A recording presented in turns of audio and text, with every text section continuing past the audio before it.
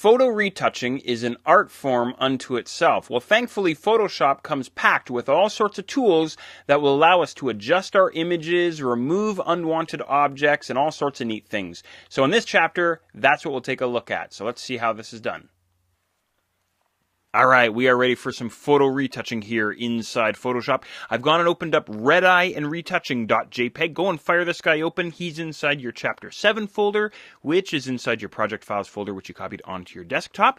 A couple of quick things. I don't need my palettes open for this lesson, so I'm just going to hit Shift-Tab here on my keyboard, and I'll hit my F key to bring this guy into full screen mode. What a cutie we have here, but he's looking a little bit demonic with the red eye happening here. Of course, red eye is caused when the camera flash bounces off the back of the retina and back into the camera lens. Happens a lot in low light situations as well when the pupil is fully dilated. So Photoshop comes packed with a red eye tool. It's got to be the easiest tool to use inside Photoshop. There really isn't a whole lot to it.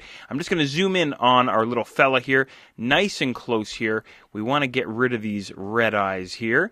So you will find the red eye tool hidden down in the toolbox deep underneath the spot healing brush tool. There he is right there, the red eye tool. I'll grab this guy here. And all I'm going to do with this guy is just single click directly on top of the retina. Boom, gone. One more time there. Gone again. How easy was that? That's it. That's all there is to it. I'm just going to back out here. Let's take a look at our guy. Looks perfect. Looks fantastic, right? But of course, I can't just leave it at that. I've got to show you a little bit more here. So you know what? I'm just going to back up a little bit. I'll undo one of his eyes here. Now, the neat thing about the red eye tool is I don't even have to be very careful when I use it. So long as I click within a certain proximity of the pupil here. If I click right on the iris here, for example, outside of the pupil, the tool still works. Of course, I can't click too far outside, otherwise it won't really know where I'm talking about. See, it added a little bit to his eyelash there. I'll undo that. Or like onto his skin there. It can't seem to find his pupil. At least not well, anyway. So you don't even really have to be careful. As a matter of fact, you can even click and drag a little box around the pupil here. That's another way to go about fixing red eye. Now that didn't really seem to work for me here. Sometimes it works, sometimes it doesn't. But you know what? You can't beat a single click. Wonderful stuff and unbelievably easy.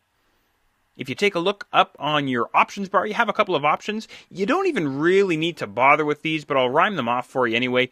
The pupil size here, this would be the pupil size in relation to the size of the iris. So you can go and monkey with that a little bit if you like. And the darken amount, it really doesn't seem to do much. You might want to fiddle with it a little bit with your photos. In theory, anyway, what it's supposed to do is determine how dark the pupil is supposed to get.